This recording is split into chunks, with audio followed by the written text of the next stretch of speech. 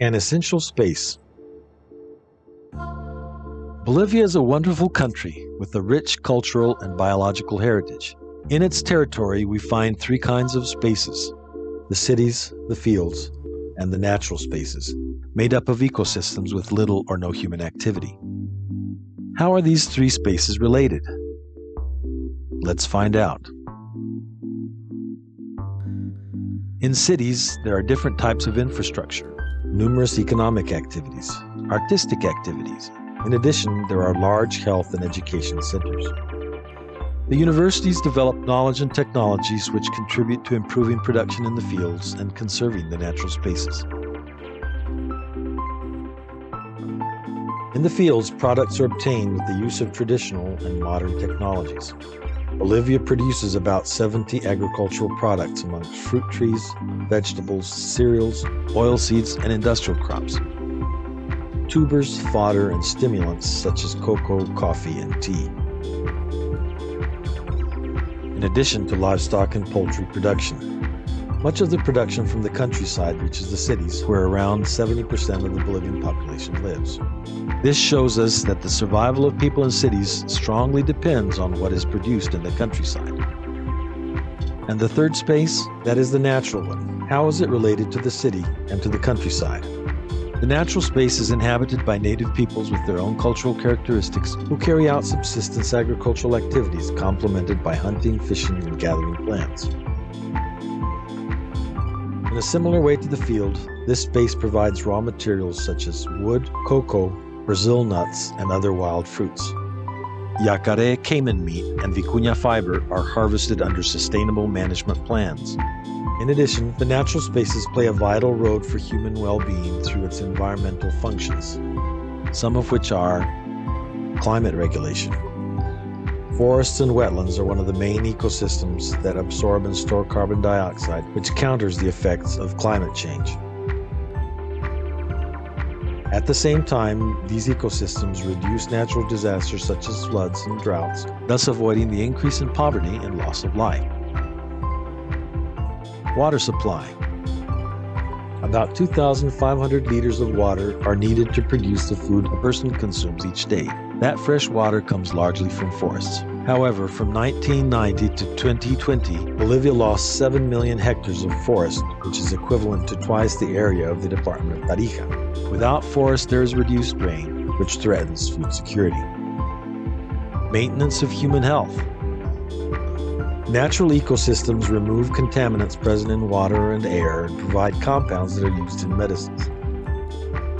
On the other hand, when we destroy the natural space, our contact with wild species increases, which can transmit diseases to us, as in the case with hemorrhagic fevers and COVID-19. Therefore, the best prevention of these diseases is the protection of natural spaces. Pollination. The production of 70% of the world's cultivated crop species depends on pollination by wild animals. But the expansion of monocultures is causing a drastic decrease in pollinators due to the loss of natural habitats and the excessive use of agrochemicals. It is incomprehensible that it is the same human being who is reducing the production of his own food because he is attacking the pollinators on whom the production of that food depends. Pest control. When monocultures are planted, a large part of the biodiversity of the place is eliminated, causing the appearance of pests that produce economic losses that, for example, in cocoa, reach up to 70%. Natural ecosystems provide species that feed on pests, so an agroforestry system where crops exist with the forest, damage from the pest is low. Scientists have estimated that economic value of global environmental functions to be approximately $9 trillion. This value is equivalent to almost 225,000 times the gross domestic product of Bolivia for the year 2021.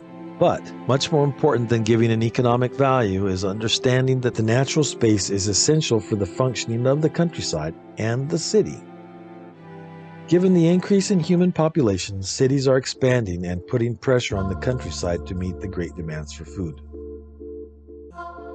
As a reaction, more fields are opened, which puts pressure on natural spaces by reducing more and more of its area, and in this way reducing its capacity to contribute with its environmental functions.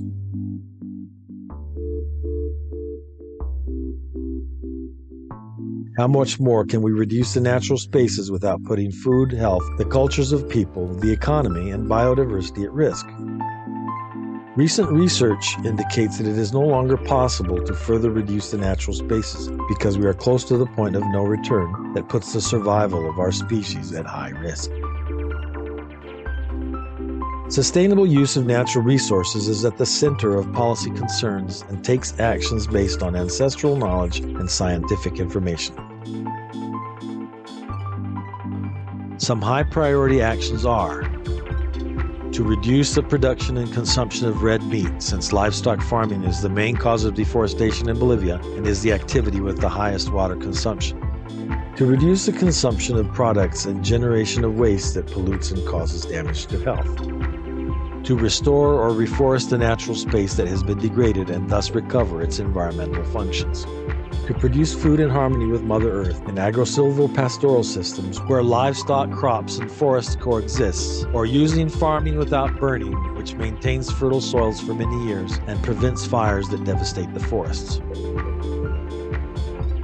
The natural spaces are not something that we should protect solely for their beauty or for moral responsibility, but especially because our existence and that of other species depends on its proper functioning.